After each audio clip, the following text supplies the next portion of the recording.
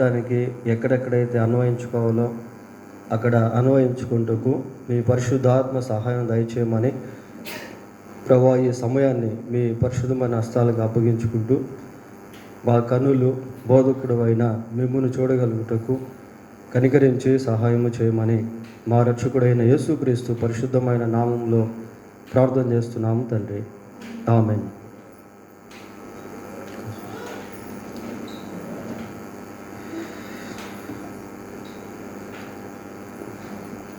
ప్రియులారా, ఈ రాత్రి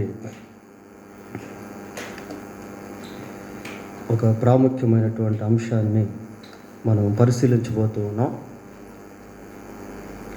ఈ అంశం పేరేంటి అంటే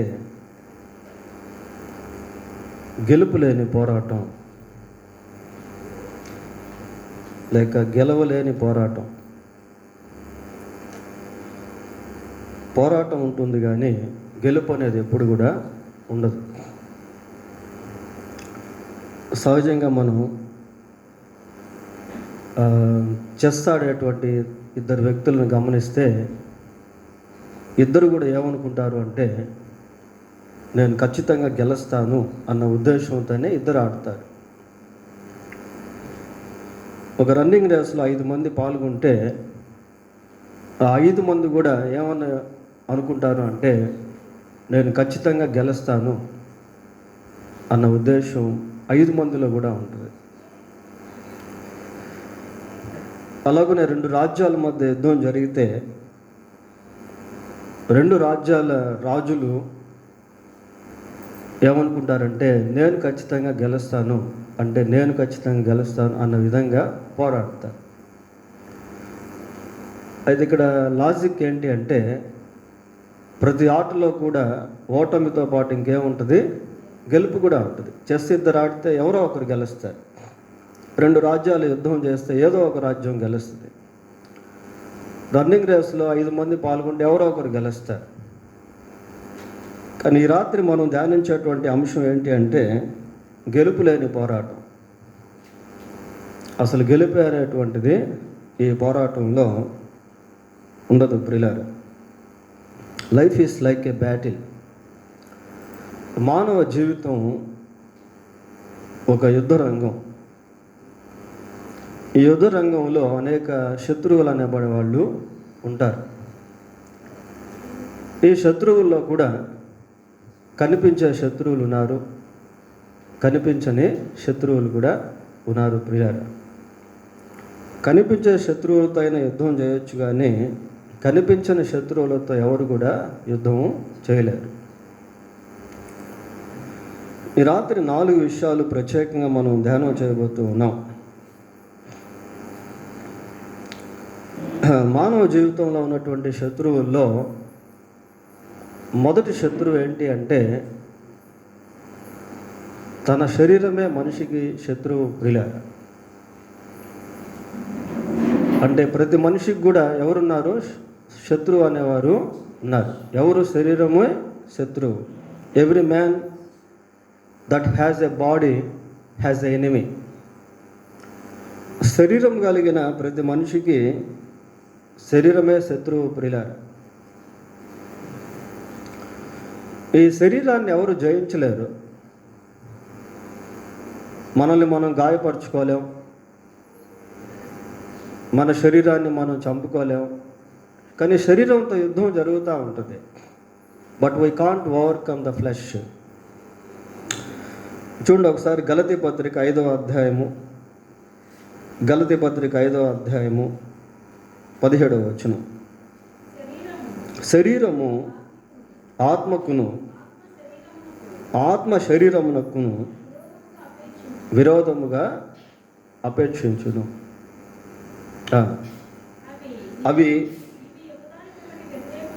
ఇవి ఒకదానికొకటి వ్యతిరేకముగా నున్నవి. చాలా అంటే చూడండి, 2 కూడా ఆపోజిట్ డైరెక్షన్లో ఉన్నాయి, ఒకదానికొకటి వ్యతిరేకం. ప్రతి మనిషిలో ఆత్మ అనేది ఉంది, ప్రతి మనిషికి శరీరం అనేది ఉంది. అయితే ఒకే వ్యక్తిలో ఉన్నటువంటి ఆత్మకు శరీరానికి మధ్య వ్యతిరేకతలు అనేవి ఉన్నాయి. ప్రియులారా, అంటే శరీరము మనిషికి శత్రువుగా ఇక్కడ కనిపిస్తాను, విరోధంగా ఉన్నాయి. సందర్భం ఏంటి అని అంటే చూడు, కిందకు వచ్చేసరికి 5వ అధ్యాయం 18వ వచనంలో ఏమని అంటున్నాడు?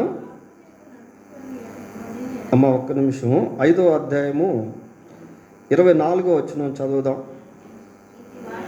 ఇట్టి వాటికి విరోధమైన నియమమేది లేదు. ఒక్క నిమిషం, అది కాదు, శరీర కార్యములు స్పష్టమైనవి, అది చదవండి. శరీర కార్యములు స్పష్టమైన 18వ వచనం కదా, అది 19వ వచనం. అవేవనగా జారత్వమును, అపవిత్రత, కామకత్వము, విగ్రహారాధన, అభిచారము, ద్వేషములు, కలహము, మత్సరములు, క్రోధములు, కక్షలు, భేదములు, విమతములు, అసూయలు, మత్తతలు, అల్లరితో కూడిన ఆట పాట. ఇవి శత్రువులు ప్రియులారా. శత్రువు యొక్క పేర్లు అవి.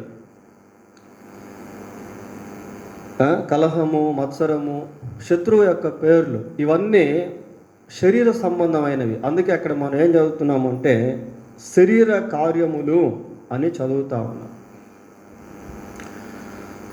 ఈ కలహాన్ని జయించడం చాలా కష్టం. కుటుంబాల్లో కలహాలు, దేశం మధ్య కలహాలు, సమాజంలో కలహాలు. అసలు కలహం ఎందుకు వస్తుంది అని అంటే శరీరంలో నుండి బయలుదేరుతుంది అది. మత్సరం ఎలాగొస్తుందంటే అది కూడా శరీరంలో నుండి బయలుదేరుతూ ఉంది. ఇవన్నీ శరీర కార్యాలు ఇవి. అల్లరితో కూడిన ఆటపాటలు, సినిమాలు, నాట్యాలు, క్లబ్బులు, పబ్బులు, ప్రియులారా, ఇలా వివిధ రకాల శరీర కార్యాలు మనిషి జయించలేకపోగా మనిషిని అవి జయిస్తూ ఉన్నాయి. ఏ దేశంలో చూడండి, ఇవి అన్ని ప్రాంతాల్లో ఉంటాయి ప్రియులారా. ప్రతి మనిషిలో కూడా ఉంటాయి ఇవి. అంటే మనిషికి మనిషే శత్రువు. ఆ శత్రుత్వమే మనుషుల మధ్య వ్యాపించి ప్రపంచానికి ప్రపంచమే శత్రువులాగా మారిపోయింది. No one can conquer, overcome the desires of flesh. ఈ శరీర కార్యాలను మనిషి జయించలేకపోతున్నాడు. కోపాన్ని జయించాలనుకుంటాడు, కోపమే మనిషిని జయిస్తుంది. తాగుడిని జయించాలనుకుంటున్నాడు. మత్తతులు అని చదివాం కదా. మత్తతులు అంటే మత్తు అనమాట. డ్రగ్స్ కానివ్వండి, మద్యపానం కానివ్వండి, ఇవన్నీ మత్తతుల కిందకు వస్తాయి. మద్యాన్ని జయించాలనుకుంటున్నాడు, మద్యమే జయిస్తుంది మనిషిని.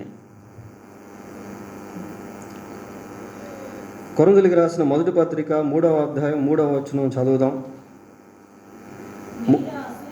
మీలో అసూయయు కలహమును ఉండగా మీరు శరీర సంబంధులై మనుష్య రీతిగా నడుచుకున్న వారు కారు. మీలో ఏముందట? అసూయ, కలహము. అసూయ, కలహము.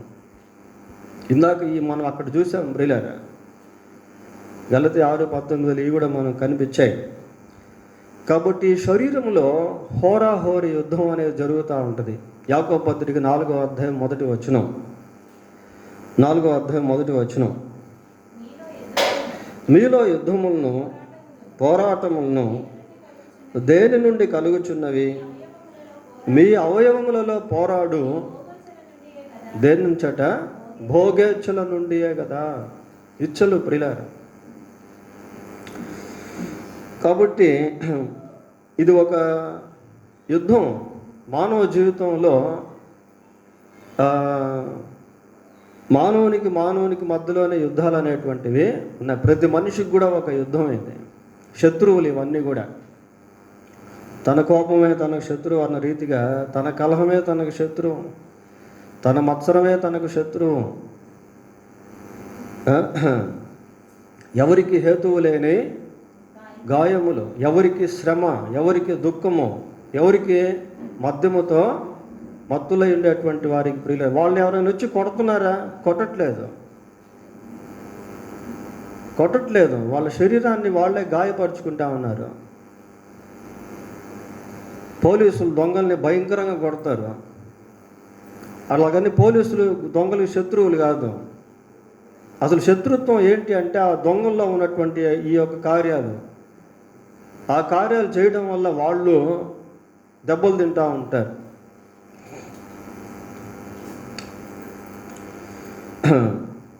కాబట్టి ఇది గెలవలేని పోరాటం ప్రియులారా.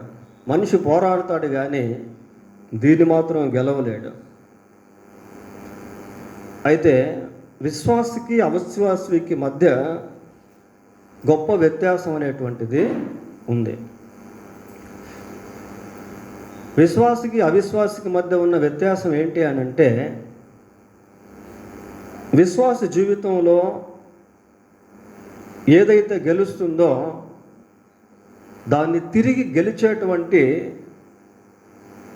ఆ విజయాన్ని యేసుక్రీస్తు ప్రభు అనుగ్రహించాడు. ఒకసారి ఆ మాటను మూలవాక్యంగా చూద్దాం. రోమాపత్రిక 8వ అధ్యాయము, రోమాపత్రిక 8వ అధ్యాయం 37వ వచనం చదువుకుందామండి. అయినను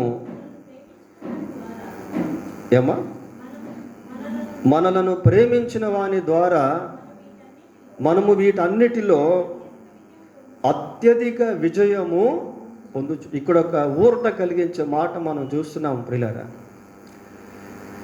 మన ద్వారా మనకు విజయం రావట్లేదు, మరి ఎవరి ద్వారా విజయం వస్తూ ఉంది? మనను ప్రేమించిన వాని ద్వారా, అంటే యేసుక్రీస్తు ప్రభు ద్వారా అత్యధిక విజయము పొందుతూ ఉన్నాం ప్రియులారా. మనలను ప్రేమించిన వాని ద్వారా వీటన్నిటిలో మనకు అత్యధిక విజయం ఉంది. అంటే విశ్వాసికి అవిశ్వాసికి మధ్య ఉన్న వ్యత్యాసం ఏంటి అంటే, విశ్వాసి ఎక్కడైతే ఓడిపోతూ ఉంటాడో యేసుక్రీస్తుని బట్టి, ఒక అవిశ్వాసి ఎక్కడైతే ఓడిపోతూ ఉంటాడో యేసుక్రీస్తుని బట్టి విశ్వాసి అక్కడ గెలుస్తూ ఉంటాడు. అది దేవుడు మనకి ఇచ్చినటువంటి గొప్ప విజయం, అత్యధిక విజయం అది. ఇప్పుడు మన శరీరమే మనకు శత్రువు అని ఇప్పుడు దాకా మనం చెప్పుకుంటా వచ్చాం ప్రియులారా. అయితే ఈ శరీరాన్ని ఏ విధంగా జయించాలో అనేది యేసుక్రీస్తు ద్వారా బయలుపరచబడింది. దేవుని వాక్యాన్ని మనం గమనించినప్పుడు చూడండి, గలతీయులకు రాసిన పత్రిక 5వ అధ్యాయము 24వ వచనం చదువుదాం. 5:24.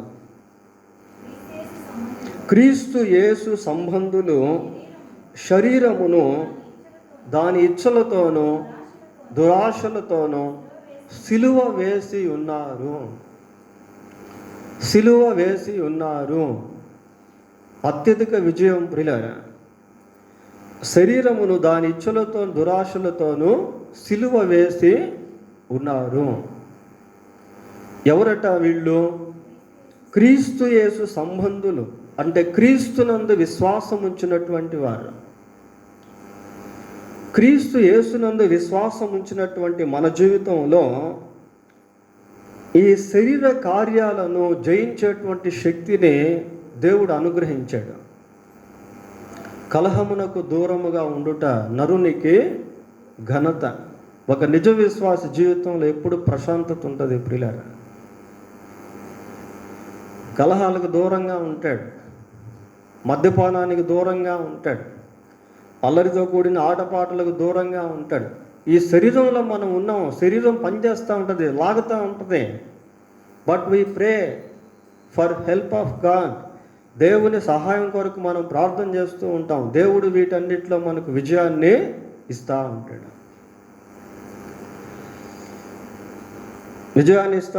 ప్రియులారా, రోమాపత్రిక 13వ అధ్యాయం 14వ వచనం. రోమాపత్రిక 13వ అధ్యాయం 14వ వచనం.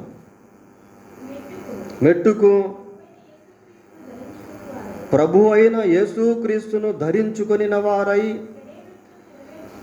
శరీర వేచ్ఛను నెరవేర్చుకొనుటకు శరీర విషయమై ఆలోచన చేసుకొనకుడి. శరీరేచ్ఛలు నెరవేర్చుకున్నటకు శరీర విషయమై ఆలోచన చేసుకొనకూడి. ఇన్స్ట్రక్షన్స్ ఇవి, ఆదేశాలు. ప్రియులారా, శరీరాన్ని ఏ విధంగా జయించాలి అనేది లోకానికి తెలియదు. అందుకే మనుషులు వాళ్ళకు వాళ్ళే శత్రువులుగా మారి జీవితాలను హతమార్చుకుంటూ ఉంటారు. ప్రియులారా, శరీర విషయమై మనసు ఏమని చదువుతున్నాము ఇక్కడ? ఆలోచన చేసుకొనకూడి. ఆలోచనలు వస్తాయి, అయితే దేవుడు విజయాన్ని ఇస్తాడు. ప్రియులారా, మనల్ని ప్రేమించిన వాని ద్వారా వీటన్నిటిలో అత్యధిక విజయము పొందుచున్నాము. అక్కడ కాంటెక్స్ట్ వేరైనా యేసుక్రీస్తు విశ్వాస జీవితంలో అనుగ్రహించినటువంటి విజయము అన్ని డైమెన్షన్స్లో పనిచేస్తుంది, అన్ని కోణాల్లో పనిచేస్తుంది. ప్రియులారా, గలతీ పత్రిక 5వ అధ్యాయం 16వ వచనం చూద్దాం.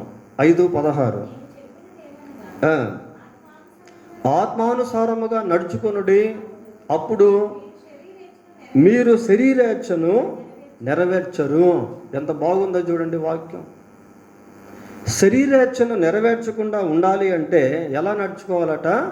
ఆత్మానుసారముగా నడుచుకోవాలి. ఇది ఎవరికి సాధ్యం అంటే విశ్వాసికి మాత్రమే సాధ్యం అవుతుంది. అన్యులకి తెలియదు ఈ రహస్యాలు, అన్ని జనాలకి ఈ రహస్యం తెలియదు ప్రియులారా. కాబట్టి వాళ్ళు జయించలేరు. ఇంకోసారి చదవండి. ఆత్మానుసారముగా నడుచుకొనుడి, అప్పుడు మీరు శరీరేచ్ఛను నెరవేర్చరు. కట్ ఆఫ్ ప్రియులారా. అక్కడికి ఆత్మానుసారంగా నడుచుకుంటే ఆటోమేటిక్గా శరీరేచ్ఛలన్నింటినీ జయించుకుంటూ వెళ్ళిపోతూ ఉంటాం, జయించుకుంటూ వెళ్ళిపోతూ ఉంటాం. ఇప్పుడు మీరు దేవుని సన్నిధికి వచ్చారు, ఒక గంటకు దేవుని సన్నిధిలో గడుపుతున్నారు. ఈ గంట మీరు కొన్ని శోధన నుంచి తప్పించుకున్నట్టే లెక్క.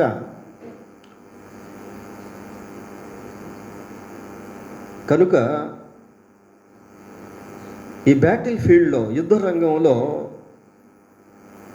శరీరం ఒక శత్రువు ప్రియులారా. పోతే రెండవదిగా లోకం ఒక శత్రువు. లోకం ఒక శత్రువు.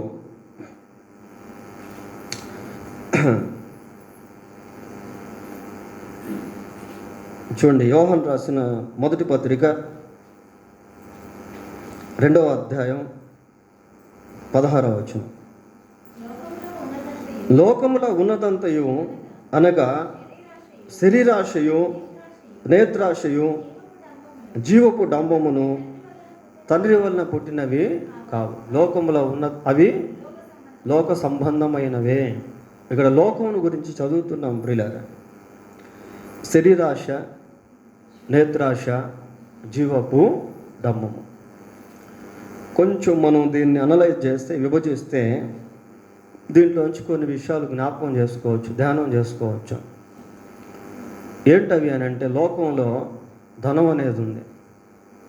ధనం అనేది ఉంది ప్రియులారా. ప్రపంచంలో ప్రతి మనిషికి ధనం అనేది అవసరం. ఈ ధనం కోసమే అనేక అఘాయిత్యాలు. ధనాపేక్ష సమస్తమైన కీడులకు మూలం. లోకంలో ధనం ఉంది. ఇంకా లోకంలో ఏముంది అంటే అధికారం ఉంది. జీవపు డంబం అని చదివాం కదా ఇక్కడ. అధికారం ప్రియులారా. మనిషికి ఎప్పుడు కూడా అధికార దాహం అనేది ఉంటుంది చాలా వరకు. అది లోక సంబంధమైంది. ఇంకా లోకంలో మెటీరియల్ థింగ్స్ అంటే కనిపించేటువంటి వస్తువులు, అవి గాడ్జెట్స్ కానివ్వండి, వాహనాలు కానివ్వండి, what ever it may be, అవి ఏమైనప్పటికీ కూడా కనిపించేటువంటి వస్తువులు. తర్వాత ప్రాపర్టీస్ అంటే ఆస్తులు ప్రియులారా. పెద్ద పెద్ద భవనాలు, పొలాలు, స్థలాలు, ఇవన్నీ లోకంలో ఉన్నాయి.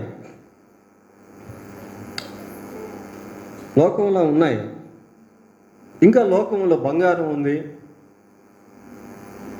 వెండి ఉంది, వివిధ రకాల ఆభరణాలు. ఇంకా లోకంలో సజ్జన ద్వేషులు అనబడేటువంటి వాళ్ళు కూడా ఉన్నారు. ఇవన్నీ లోకం ప్రియులారా. లోకంలో ఉన్నటువంటి మనుషులకి ఎప్పుడు కూడా లోకం గురించే ఆలోచనలు, లోకం గురించే తలంపులు, లోకం గురించే ఆశలు, లోకం గురించే కోరికలు, లోకం కోసమే ప్రయాస, శరీరాశ, నేత్రాశ, జీవపు డంబము, ఇవన్నీ కూడా లోక సంబంధమైనవి. ఇవన్నీ కూడా లోక సంబంధమైనవి.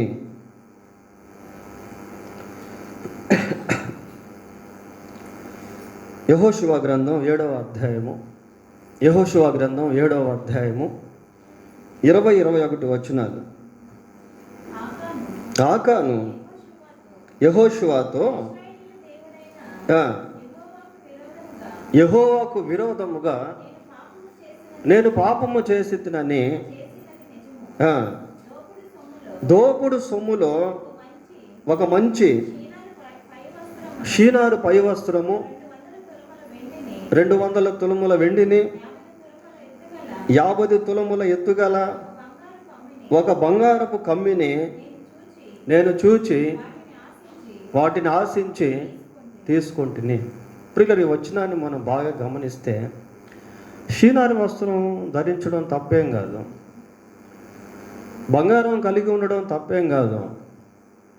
అయితే అక్కడ మనం ఏమని చూస్తున్నాం అంటే, వాటిని చూచి ఏం చేశాడట? ఆశించి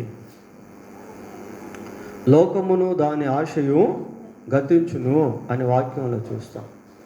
వాటిని ఆశించి మెటీరియల్ థింగ్స్ ప్రిలారు, ఇవన్నీ బంగారము, వస్త్రము, ఇంకా ఏం తీసుకున్నాడు? 3వది ఏంటి? 3 వస్తువులు తీసుకున్నాడు అక్కడ. బంగారం, వెండి, షీనారు వస్త్రము, వెండి, బంగారం. ప్రిలారు, ఈ మెటీరియల్ థింగ్స్ వల్ల ఏమైపోయిందంటే ఆకాను శాపగ్రస్తుడిగా మారాడు. చివరికి ఆకానుతో పాటు అతని కుటుంబం కూడా రాళ్లతో కొట్టబడి చంపబడ్డారు. ప్రియులారా, చూడండి, లోక ఆకర్షణలు చాలా భయంకరమైనవి. లోకంలో ఇవన్నీ కూడా ఆకర్షణలు కలిగి ఉచ్చులేసి మనుషుల్ని వశపరుచుకుంటా ఉన్నాయి. ఆ రోజు హవ్వని ఏ విధంగా అయితే ఆ మంచి చెడ్డలు, తెలివినిచ్చు వృక్ష ఫలములు ఆకర్షించాయో, అటువంటి ఆకర్షణలు లోకంలో ఉన్నాయి. ప్రియులారా, ఈ ఆకర్షణలు ఏం చేస్తున్నాయంటే మనిషిని లాగేసి వాటి వశంలో ఉంచేసుకుంటా ఉన్నాయి. ధనం సంపాదించేవాడు ఎంత సంపాదిస్తున్నా కూడా ఇంకా సంపాదించాలి.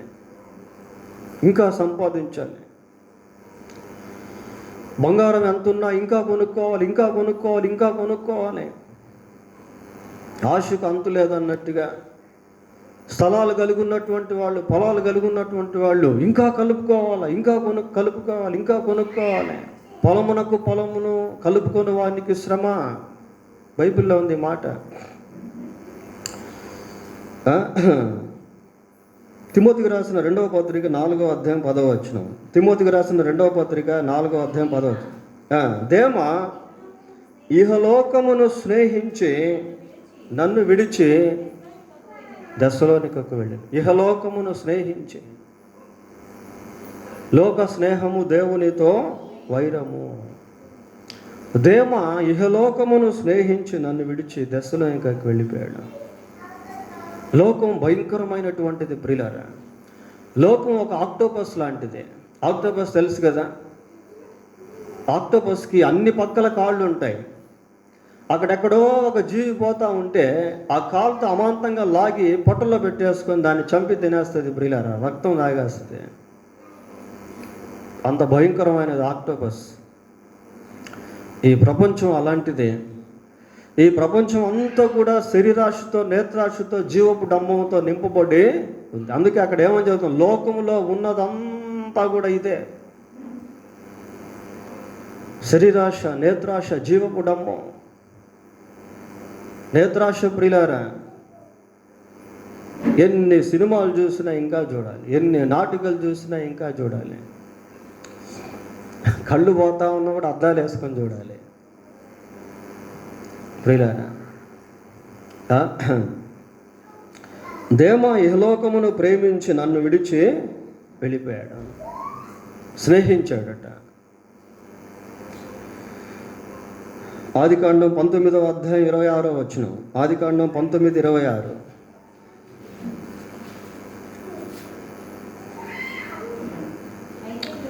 అయితే లోతు భార్య అతని వెనక నుండి తిరిగి చూచి ఉప్పు స్తంభమై, she became a salt pillar. She became a pillar of salt. Pillar ఉప్పు స్తంభం అయిపోయింది. వెనక్కి చూసింది. సొదొమ గొమొర్రాలో ఏముంది అంటే భయంకరమైనటువంటి ఆకర్షణ ఉంది ప్రియులారా. రావటంలా బయటికి రావటంలో అక్కడి నుంచి కూతుర్లు కూడా రావటంలో అక్కడే ఉండాలనుకుంటున్నారు. దేవుడు వారిని గాఢంగా ప్రేమించాడు కాబట్టి దేవదూతలు ఏం చేశారంటే వాళ్ళ చేతులు పట్టుకొని అక్కడి నుంచి లాక్కొని బయటికి తీసుకొచ్చారు. రావటంలా వాళ్ళు లోక ఆకర్షణ అలాంటిది ప్రియులారా. అది ఉచ్చులేసేస్తుంది, ఊబి లాంటిది, అది నాశనకరమైన గుంట లాంటిది. అది లోకంలో పడిపోయినటువంటి వాళ్ళు దాన్ని జయించలేరు. చివరికి వస్తూ ఏం చేసింది, వెనక్కి తిరిగి చూసింది, ఉప్పుస్తంభం అయిపోయింది. ఉప్పుస్తంభం అయిపోయింది ప్రియులారా. లోకం అంత భయంకరమైంది. యోహాను రాసిన సువార్త 15వ అధ్యాయము. నేను ఇందాక సజ్జన ద్వేషులు అని చెప్పాను. వీళ్ళు కూడా లోక సంబంధమైన మనుషులే. 15వ అధ్యాయం 19వ వచనం చూడండి. యోహాను సువార్త. మీరు లోక సంబంధులైన ఎడల లోకము తన వారిని స్నేహించును. మనుషుల గురించి మాట్లాడుతున్నాడు ఇక్కడ. ఇప్పటి వరకు మనం స్థలాల గురించి, పొలాల గురించి, వస్తువుల గురించి, ధనముల గురించి, లోహాలను గురించి మాట్లాడుకున్నాం ప్రియులరా. ఇక్కడ మనుషులను గురించి యేసు ప్రభు అంటున్నాడు, మీరు లోక సంబంధులైతే లోకము తన వారిని స్నేహించును. అయితే మీరు లోక సంబంధులు కారు, నేను మిమ్మల్ని లోకములో నుండి వేరుపరుచుకుంటుని, అందుచేతనే లోకము మిమ్మును ద్వేషించుచున్నది. ద్వేషం ప్రియులారా. ఏం ద్వేషం ఇదంటే ఇది సజ్జన ద్వేషం. ఇది దొంగతనాలు ఏం చేయటంలో, మోసం చేయటంలో, హత్యలు చేయటంలో అయినప్పటికీ విశ్వాసుల్ని హింసించడం, కొట్టడం, చంపడం, సేవకుల్ని కొట్టడం, చంపడం లోకం ప్రియులారా. శత్రువు. అయితే ఏ మనిషి కూడా లోకాన్ని జయించలేడు, ఒక విశ్వాసి మాత్రం లోకాన్ని జయించగలుగుతాడు. ఇందాక మనం ఒక వాక్యం చదివాం, రోమాపత్రిక 8:37లో, మనలను ప్రేమించు వాని ద్వారా వీటన్నిటిలో అత్యధిక విజయము పొందుచున్నాము. మనల్ని ప్రేమించు వాని ద్వారా, it is not from our sense, మనల నుండి కాదు, కానీ మనల్ని ప్రేమించే వాని నుండి లోకం పైన జయాన్ని దేవుడు మనకిస్తాడు ప్రియులారా. యోహాను రాసిన మొదటి పత్రిక 2వ అధ్యాయం 15వ వచనం చూడండి. 2:15.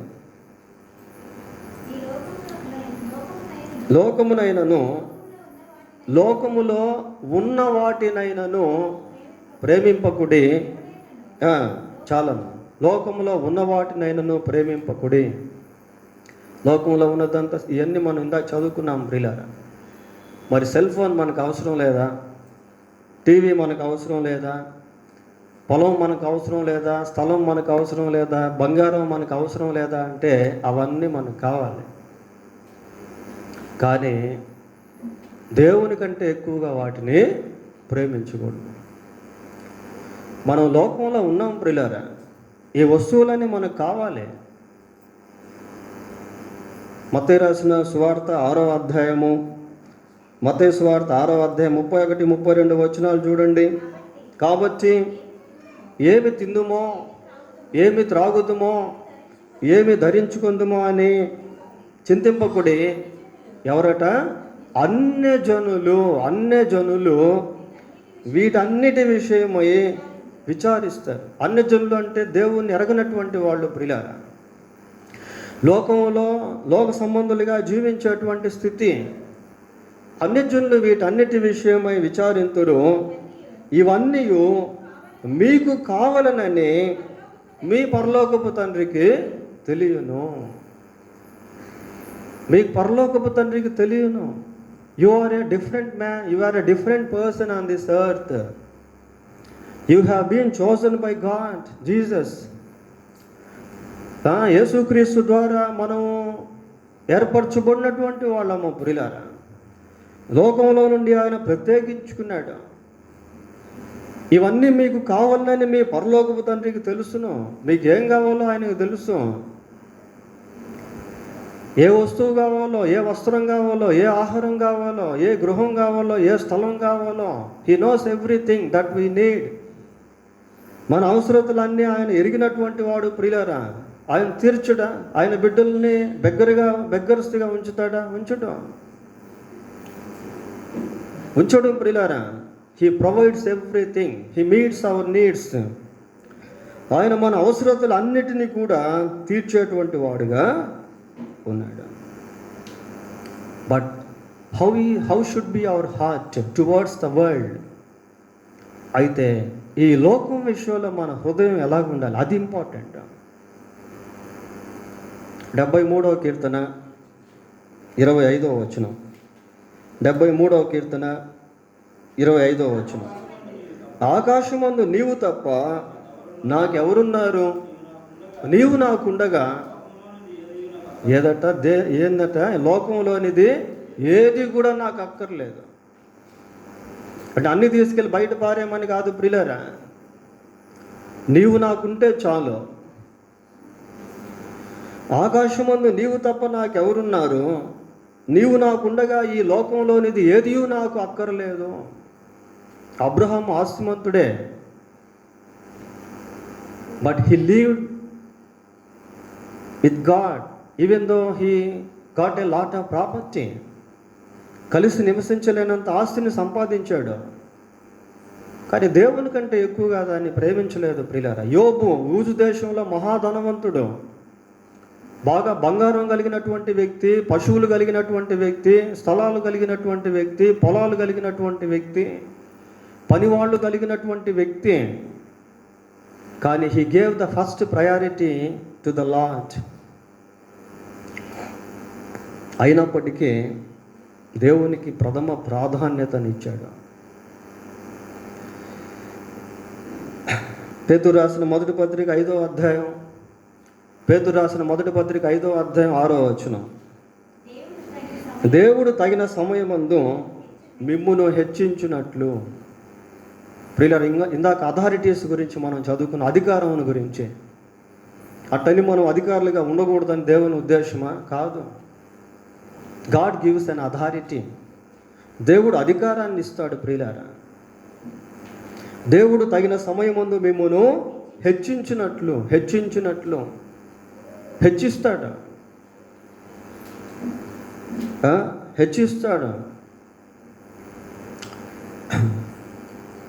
అట్టడుగుపోయిన స్థితిలో ఉన్నటువంటి వారిని పైకెత్తి అధికారులతో కూడా కూర్చుండబెడతాడు. పెంట కుప్ప మీద నుండి దీనులను పైకెత్తేటువంటి వాడు ఆయనే. చెరసాల్లో ఉన్నటువంటి యోసేపును సింహాసనానికి ఎక్కించాడు. గొర్రెల కాపరిగా ఉన్న దావీదును ఇశ్రాయేలుపై మహారాజుగా చేసిన వాడు దేవుడే. ప్రియులారా, God will exalt his people. దేవుడు తన ప్రజలను హెచ్చిస్తాడు. తగిన సమయమందు దేవుడు మిమ్మల్ని హెచ్చించినట్లు ఆయన బలిష్టమైన హస్తము క్రింద దీన మనస్కులై ఉండు. కాబట్టి లోకంపై దేవుడు జయాన్ని ఇచ్చాడు ప్రియులారా. ఇవన్నీ ఉండటం, అటు వీటన్నిటిలో కూడా దేవుడు విజయాన్ని అనుగ్రహించాడు. కానీ ప్రభువును ఎరగనటువంటి వారు లోకాన్ని జయించలేరు. అందుకే లోకం కోసం ప్రాకులాడతారు, లోకం కోసం ఏదైనా చేయాలని ఇష్టపడతారు. లోకంలో ఉన్న వాటిని సంపాదించుకునేదానికి ప్రాణాలు కోల్పోయే వాళ్ళు కూడా ఎంతోమంది ఉన్నారు ప్రియులు. ఆత్మాహుతి దళం చూడండి, వాళ్ళ గోల్ ఏంటి అంటే లోకంలో ఉన్నటువంటి ధనాన్ని సంపాదించుకునేదానికి ప్రాణాన్ని పోగొట్టుకుంటారు. That is their desire. వాళ్ళ కోరిక అదే. పోతే మూడవదిగా గెలుపులేని పోరాటం ప్రియులారా, గెలుపులేని పోరాటం. పోరాడుతూ ఉన్నారు కానీ లోకాన్ని గెలవలేకపోతున్నారు. కానీ విశ్వాస జీవితంలో దేవుడు క్రీస్తు ప్రభువు ద్వారా ఆ గెలుపును ఇచ్చాడు. మూడవది ఏంటి అంటే శత్రువైన సాతాన్ని గెలిచే శక్తి లోకంలో ఎవరికి లేదు ప్రియులారా. సైతాన్ అందరినీ గెలిచాడు, ఒక యేసు ప్రభు తప్ప. అందరూ సైతాన్ చేతిలో ఓడిపోయినటువంటి వారే. పేతురు రాసిన మొదటి పత్రిక 5వ అధ్యాయం 8వ వచనం.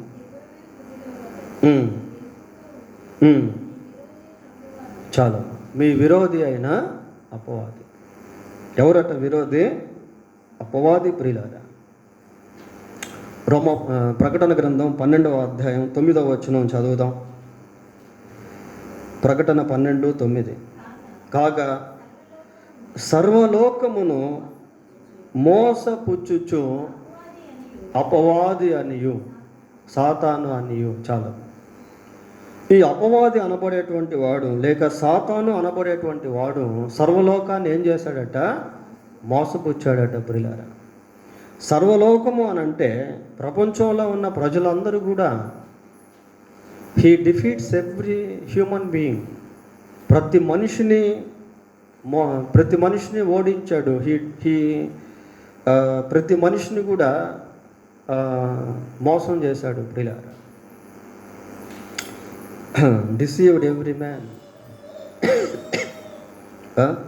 సర్వలోకమును మోసపుచ్చు అధికారి. ప్రతి మనిషి కూడా సైతాను చేతిలో ఓడిపోయాడు. గెలుపులేని పోరాటం ప్రియులారా. సైతాన్ని గెలవాలని ఎంత ప్రయత్నం చేసినా చివరికి సైతానే గెలుస్తాడు. ఎందుకంటే మనిషి కంటే సైతానుడు గొప్పవాడు.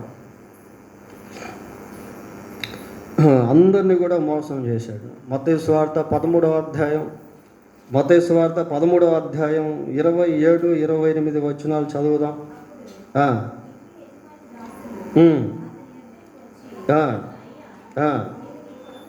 నీ పొలంలో మంచి విత్తనాలు విత్తావు కదా, అందులో గురుగులు ఎక్కడ నుండి వచ్చినవని అడిగను.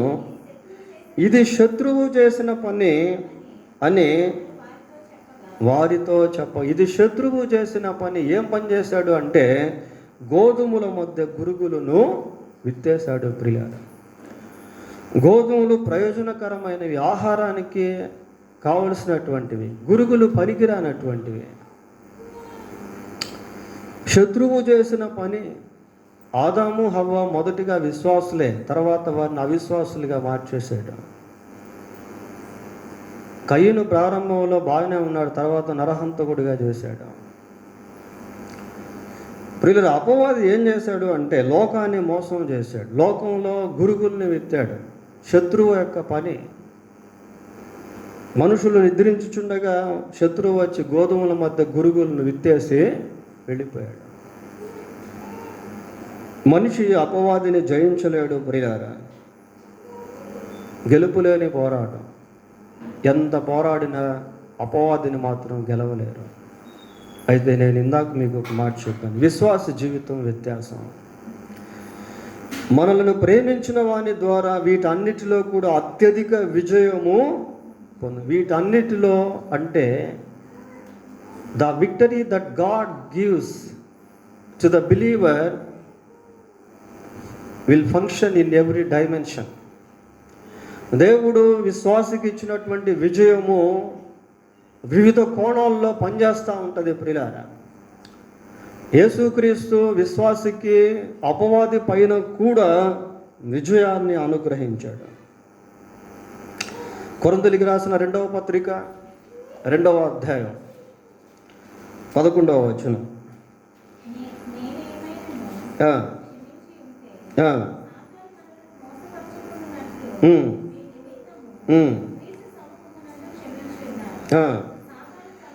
సాతాను తంత్రములను మనము ఎరగని వారము కాము. ఒక అవిశ్వాసి ఈ మాట చెప్పలేడు ప్రియులారా.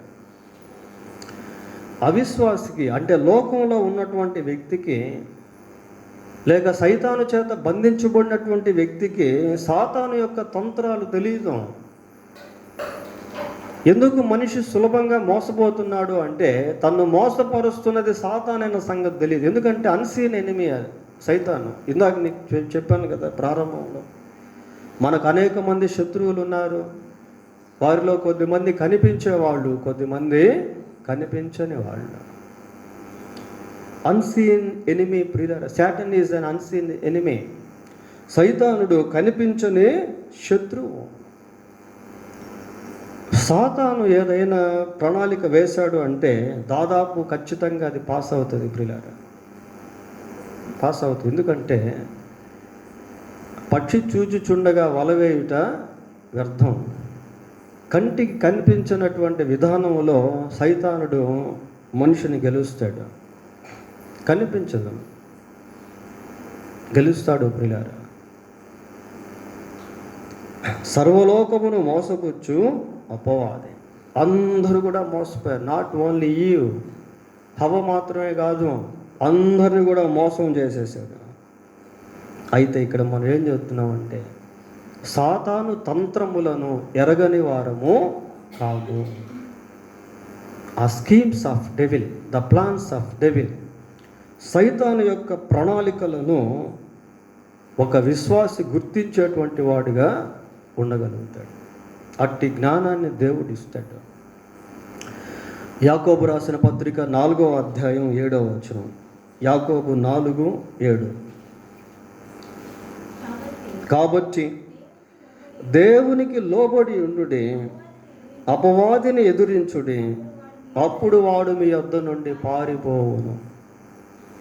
ఇక్కడ అపవాది యొక్క ఓటమిని మనం చూస్తున్నాం ప్రియులారా.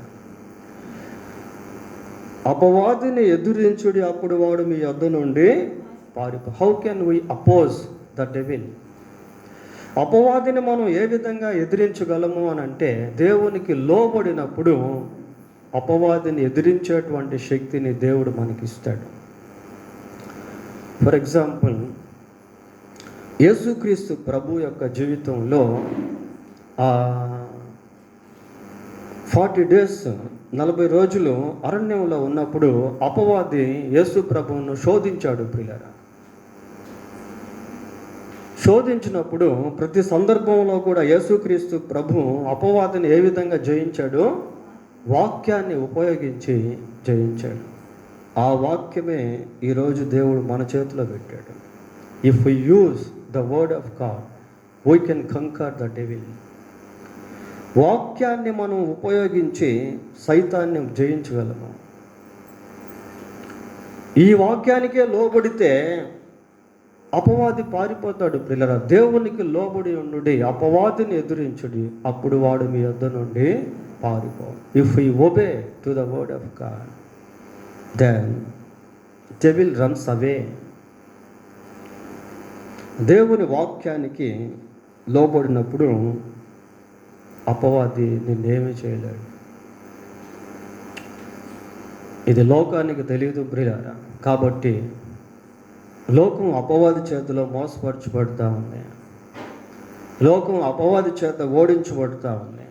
ఒక నిజ విశ్వాసి అపవాదిని జయించేటువంటి వాడిగా ఉంటాడు. God will give the victory over enemy. మనలను ప్రేమించు వాని ద్వారా వీటన్నిటిలో అత్యధిక విజయము పొందుచున్నాము. దాంట్లో ఇది కూడా ఉంది అని మనం చెప్పుకోవచ్చు ప్రియులారా. పోతే చివరిగా గెలుపు లేని పోరాటం అన్న సందేశాన్ని మనం ధ్యానిస్తూ ఉన్నాం. గెలుపు లేని పోరాటం. ఈ గెలుపు లేని పోరాటంలో మనిషి జీవితంలో చివరి శత్రువు ఏంటి అంటే మరణం. No one can conquer the death. మరణాన్ని ఎవరు గెలవలేరు ప్రియులారా. కొన్నిసార్లు మనం పేపర్లో న్యూస్ చదువుతున్నప్పుడు లేక టీవీలో న్యూస్ వింటున్నప్పుడు ఎవరో ఒక వ్యక్తి హాస్పిటల్లో ఉండి చనిపోతే అతని గురించి మాట్లాడుతూ ఏమంటారంటే, చాలాసార్లు మరణంతో పోరాడి కన్ను మూశారు అంటాడు. మరణంతో పోరాడి కన్ను మూశారు అంటే ఆ చివరి దశ ఒక పోరాటం లాంటిది. మరణం మనిషిని ఆవరించే ఆ సమయం ఒక పోరాటం లాంటిది. ఈ పోరాటంలో మనుషులు జయం పొందలేరు ప్రియులారా. ప్రపంచ ప్రఖ్యాతిగాంచినటువంటి యుద్ధ వీరులు ఈ మరణాన్ని జయించలేకపోయారు. మరణమే వారిని జయించింది. చరిత్రలో ఎంతోమంది ప్రసిద్ధిగాంచినటువంటి వాళ్ళు, రాజులు, యుద్ధ వీరులు, Alexander the great. Alexander the అన్నప్పుడు ప్రతిసారి గ్రేట్ అనే పదం ఖచ్చితంగా వాడాల్సిందే ప్రియులారా. ఎందుకంటే అలెగ్జాండర్ అంత గొప్పవాడు. గ్రేట్ హేరోద్ అని మనం బైబిల్లో చూస్తాం. గొప్ప హేరోదు. వాళ్ళు కూడా కన్ను మూశారు. బ్రూస్లీ మంచి కరాటే వీరుడు, అతను కూడా చనిపోయాడు.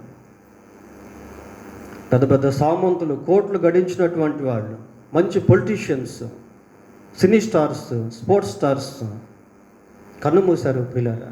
ఎందుకు అంటే ఏ మనిషి కూడా మరణాన్ని గెలవలేడు. పోరాడతారు కానీ గెలుపు ఎవరిది అవుతుంది? మరణందే అవుతుంది. మనిషి జయించలేనటువంటి చివరి శత్రువు మరణం ప్రియులారా. అయితే ఈ మరణం గురించి ఆలోచిస్తే మరణంలో 2 రకాలనేవి ఉన్నాయి. ఒకటి మొదటి మరణము, రెండవ మరణం. రెండవ మరణాన్ని కూడా ఎవరు గెలవలేరు ప్రియులారా. రెండవ మరణం ఏంటి అంటే నరకం. మొదటి మరణం శరీరానికి, రెండవ మరణము ఆత్మకి. అలాగని ఆత్మ చనిపోద్దని కాదు, విడిపోద్ది. మరణం అంటే విడిపోవుట, వేరైపోవుట అని అర్థాలు. ఆత్మకు ఉన్నటువంటి మరణము రెండవ మరణం ప్రియులారా. రోమాపత్రిక 6వ అధ్యాయము 23వ వచనం చదువుతాం. 6:23.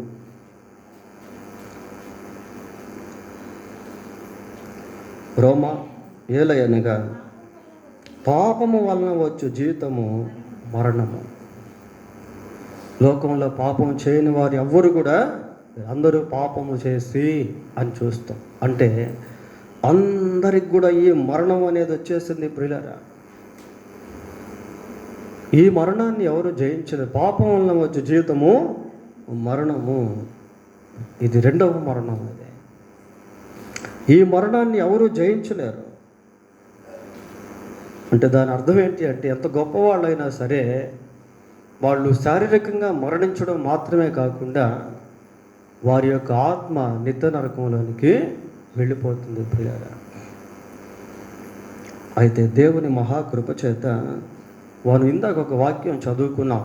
మనల్ని ప్రేమించు వాని ద్వారా వీటన్నిటిలో అత్యధిక విజయము పొందుచున్నాము. మనల్ని ప్రేమించిన వాని ద్వారా అంటే దేవుడు కేవలం మనల్ని పరలోకంలో నుండి ప్రేమించి మనకు కావలసినటువంటి ఆహారమును, వస్త్రాన్ని ఇచ్చి పోషిస్తున్నాడు అని కాదు. ఆయన ప్రేమలో ఆయన మరణం దాగి ఉంది ప్రియులారా. ఆయన మరణించి ఈ రెండవ మరణము పైన మానవునికి విజయాన్ని ప్రసాదించాడు. ప్రకటన 1:6 ఒకసారి చదువుతాం. మనలను ప్రేమించు అని చదువుకున్నాం కదా. మనలను ప్రేమించుచు తన రక్తము వలన మన పాపముల నుండి మనలను విడిపించిన వానికి. మనలను ప్రేమించుచు తన రక్తము వలన మన పాపముల నుండి మనలను విడిపించిన వానికి. ప్రియులారా, ఈ రెండవ మరణము కూడా ఎవరు జయించలేరు. No one can conquer the second death. అయితే యేసుక్రీస్తునందు విశ్వాసం ఉంచేటువంటి వారు మాత్రము ఈ మరణాన్ని జయించగలుగుతారు. యోహాను సువార్త 5వ అధ్యాయం 24వ వచనం చదువుదాం. 5:24.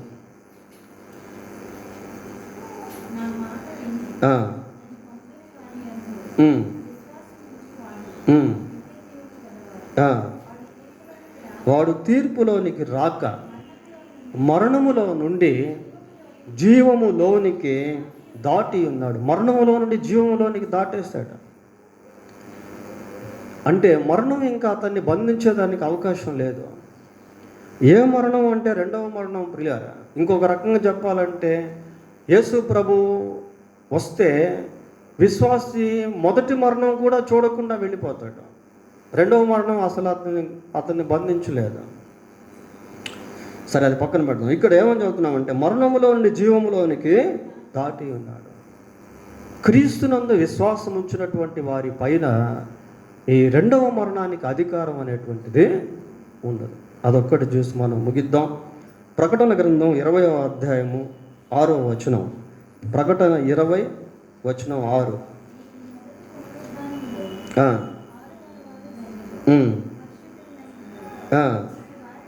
ఇట్టి వారి మీద రెండవ మరణమునకు అధికారము లేదు. ఇట్టి వారి మీద రెండవ మరణమునకు అధికారము లేదు.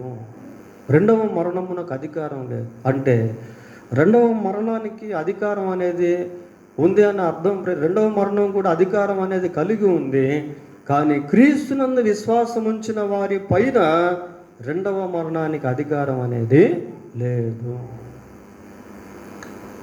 ఈ సత్యం లోకానికి తెలియక ఆ రెండవ మరణాన్ని కూడా జయించలేకపోతున్నారు ప్రియులారా. ఆ రెండవ మరణాన్ని ఎవరు జయించలేరు. మొదటి మరణం ఎంత వాస్తవమో రెండవ మరణం కూడా అంత వాస్తవం. But God has given a great opportunity to escape from the second death to human beings. దేవుడు మానవాళికి ఈ రెండవ మరణమును తప్పించుకునేటువంటి అవకాశాన్ని ఇచ్చాడు. అది తెలియక ఈ రెండవ మరణానికి కొన్ని కోట్ల మంది వెళ్ళిపోతున్నారు ప్రియులారా. సామంతులు, ధనికులు, వైద్యులు, శాస్త్రవేత్తలు, పండితులు, గొప్ప గొప్ప వాళ్ళు,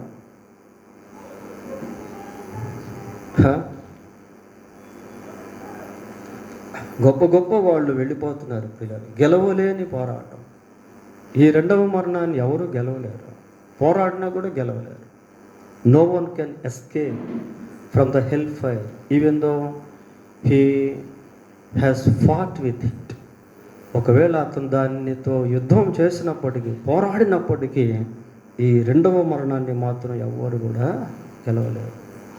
అయితే మనలను ప్రేమించిన వాని ద్వారా వీటన్నిటిలో కూడా అత్యధిక విజయము పొందుచున్నాము. గెలవలేని పోరాటం కానీ గెలుపులేని పోరాటం అయితే కాదు ప్రియులారా.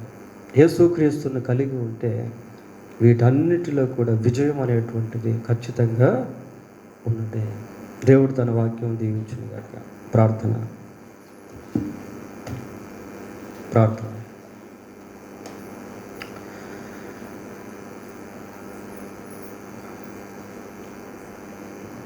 కనికరము కలిగిన మా తండ్రి, పరిశుద్ధుడు అయిన మా దేవ, ఈ రాత్రి 4 విషయాలు మేము జ్ఞాపకం చేసుకున్నాం. మానవుడు గెలవలేనటువంటి విషయాలు. గెలిచిన మానవుడు పోరాటంలో ఓడిపోయేటువంటి స్థితి, పోరాడినా గెలుపులేనటువంటి స్థితి. మా ప్రభువా, మీ యందు మాకు విజయాన్ని మీరు అనుగ్రహించారు. అందును బట్టి మీకు స్తోత్రాలు. అత్యధిక విజయాన్ని మీరు ఇచ్చినందుకై మీకు స్తోత్రాలు. మా శరీరాన్ని ఏ విధంగా జయించాలో, ఈ శరీర కార్యాలను ఏ విధంగా జయించాలో ఇంకనూ ప్రభా మీరు మాకు నేర్పించండి. ఆత్మానుసారముగా నడుచుకునే వారముగా ఉండటం కృప దయచేయండి. ఆత్మతో శరీరాన్ని జయించేవారముగా ఉండటకు సహాయం చేయండి. మా ప్రభువా, లోక ఆకర్షణలు ఎంతో భయంకరమైనవి. లోకాన్ని ప్రేమించి అనేక మంది లోకంలో కలిసిపోయారు. మా ప్రభువా, లోకంపై మీరు విజయాన్ని మాకు అనుగ్రహించారు. ఆ విజయాన్ని మేము అనుభవించే వారముగా ఉండటం కృప దయచేయండి. మా అవసరతలను మీరు తీరుస్తారు ప్రభువా.